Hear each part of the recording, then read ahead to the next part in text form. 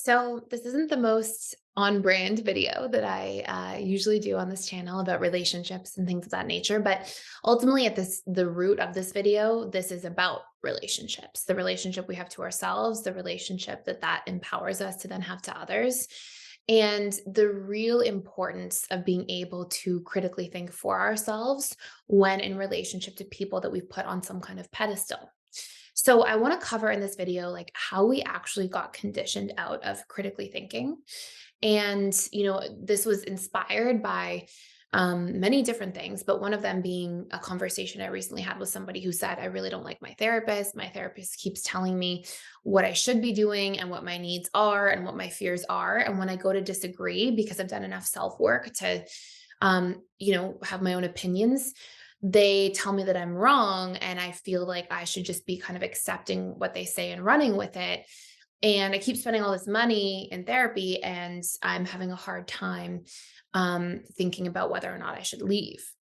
And, to me, I'm like, wow, the fact that you would consider staying when you're being told you're wrong about so many different things, and that's a consistent way that this is unfolding, to me is quite alarming. And, so that kind of inspired me to have this discussion here. So I really want to cover a little bit about critical thinking. I think that in today's day and time, there's very few things that rival the importance of this discussion. And I want to start there. And then I want to go into, what to do if you're struggling with your therapist, what to do if you have some kind of person that you're in a relationship to who maybe you've put as the authority because they may have more education or experience in certain things, but they are not a greater authority over your own life than you are. And I really want to talk about like what healthy relationships and boundaries will look like with a therapist, with different practitioners, and how we can just get really clear about how we should approach those things and be aware of the different red flags or alarm bells that might be going off, and really be able to hear those and take those into consideration if they're going off, but we haven't been paying attention. So first and foremost, I just want to start by saying, like, if you find yourself in the position of just, let's say it's a therapist or a counselor or a coach or whoever it might be, if you are just accepting all of their opinions of you or about you as the ultimate truth, um, you are not forming your own opinions. You are just accepting the opinions of others. And as we grow up, and I see people go through their whole lives without this really important, in my opinion, really important life lesson. As we grow up, you know, part of individuating and truly becoming an adult, and I don't say this in any kind of condescending way at all, because, we have years of conditioning that teaches us not to do this. But part of individuating and really becoming our own person involves not just accepting opinions from anybody, but actually forming our own opinions through listening to opinions from authority figures, people in our lives, really listening to them, really hearing them and considering them.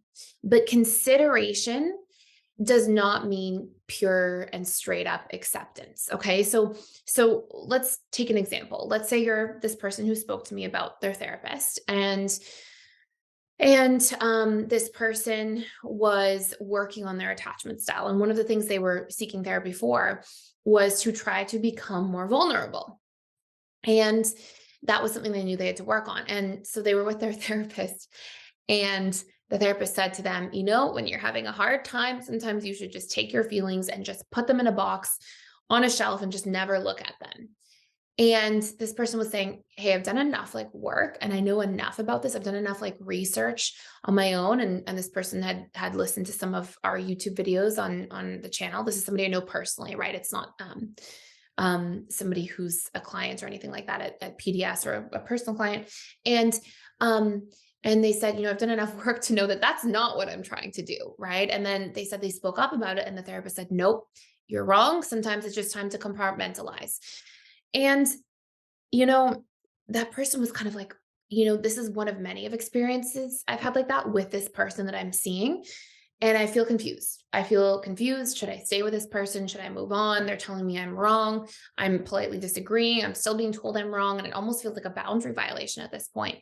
So, you know, it's interesting, right? You hear these different situations and experiences, and it sure tells you a lot. So, we've been taught that, and we've been conditioned like this from a very young age, right? As children, who's our authority? Our parents, right? And in many ways, our parents have a lot of authority over our lives and have a lot of really powerful and important information to give to us that helps us survive and evolve. But we all grew up in this system of classical conditioning, of punishment reward. So we're taught that we should be punished for doing things wrong and rewarded for doing things right. And when that system of classical conditioning begins, it's at a time when we're totally dependent on our caregivers to survive. And so it's very easy for us to get confused and intertwined survival and approval. And what this does is it often leads us, then we go into the school system, and many benefits of the school system, just like many benefits to having parents that condition you. Like, the system of classical conditioning serves in many ways. But if we look at some of the downsides as well, like, you'll see that we go into the school system and it's, again, follow orders. You're rewarded for obeying, for being obedient, for being nice. And there's a difference, quite honestly, between being nice and being good, right? You can be a good person and see what's good and appropriate and kind.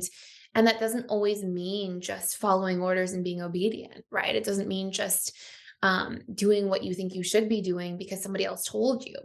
And, so when you have a therapist relationship, for example, and they say you should be doing this is your problem. If it doesn't resonate with you, you have to listen.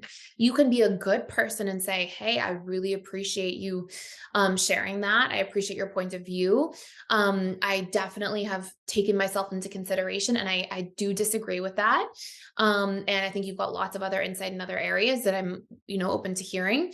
But for me, that one does not resonate. And this is my truth instead. Like, you can be a good person, but still disagree. You don't always have to be, nice or obedient to be good, if that makes sense.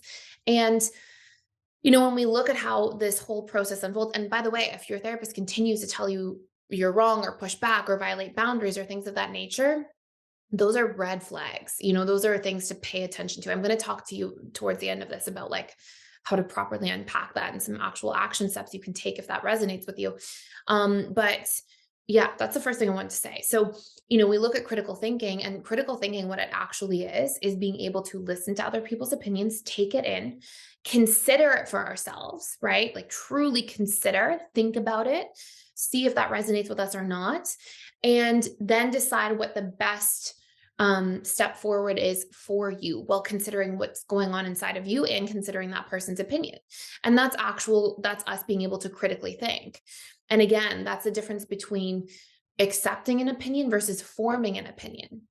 And, when you are making decisions in your life that directly affect you, like, you don't have to form an opinion about everything, right? You don't have to form an opinion about, like, what it's like to live in every geographical location across the planet, when, like, you're not going to live in every location across like, you don't have to have opinions that don't affect you directly.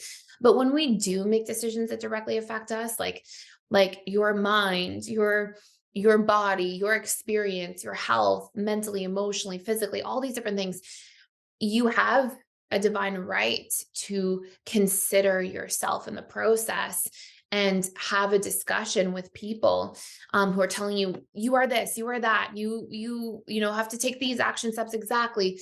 You have a right to be able to say, what's true for you or what's going on for you.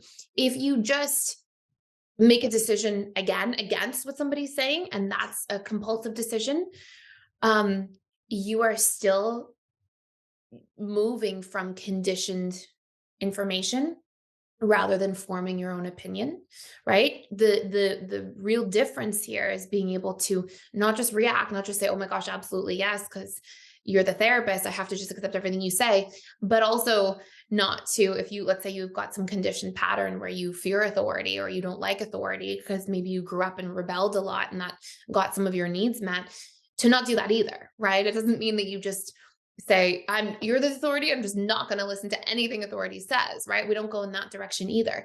The difference in that middle ground of actually forming our own individual opinions and actually building up our critical thinking muscles is to hear it out, consider, do the research for both sides if you're unsure, and reach conclusions from that point of view or perspective. And I just think that that's such an important thing because we have so much conditioning coming from all directions, that can really indirectly disempower us from being able to really critically think. And so such an important lesson.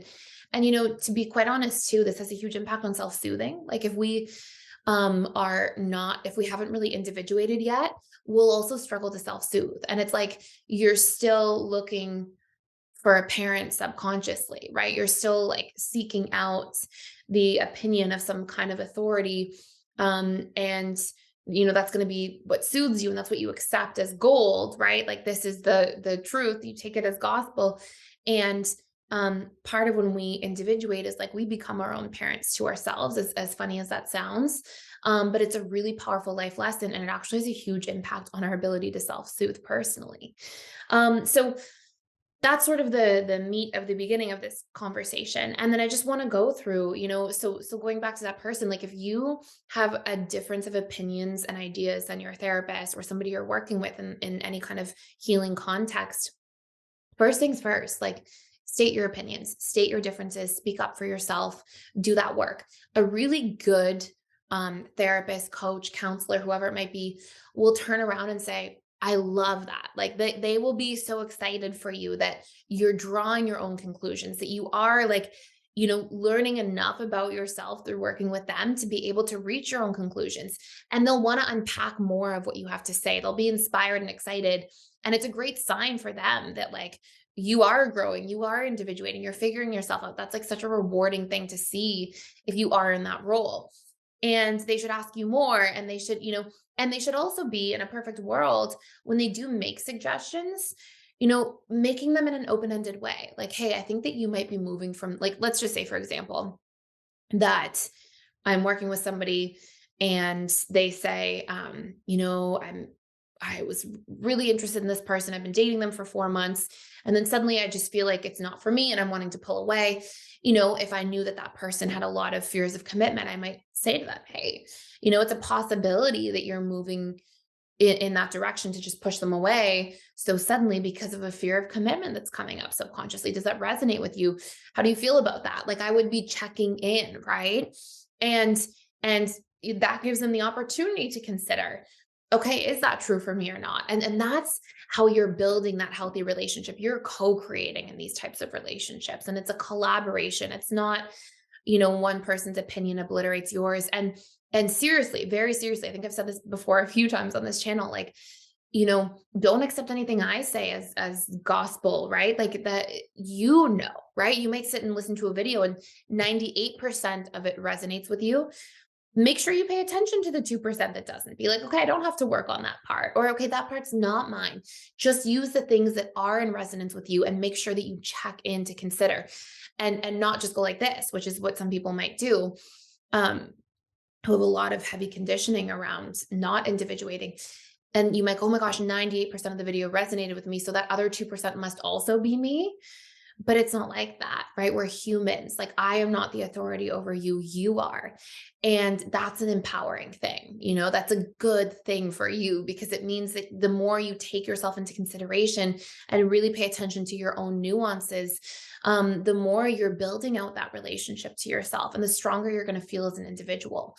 So if you're working with a therapist or a counselor, whoever it might be, and you see these things, speak up about what doesn't fit so they know you're giving them the important information they need to better see you and understand you and connect with you and collaborate with you. And if they get frustrated or take that personally or try to obliterate your boundary or tell you your opinion is wrong, that's a big red flag. And I would actually follow up by saying, hey, I appreciate that you feel strongly about that. I'll definitely take some more time to reflect about it. But for me, this is where I'm at. This is what I'm clear about. And I would really appreciate if you could respect this boundary, because This is what I'm clear about, and I need you to understand that going forward.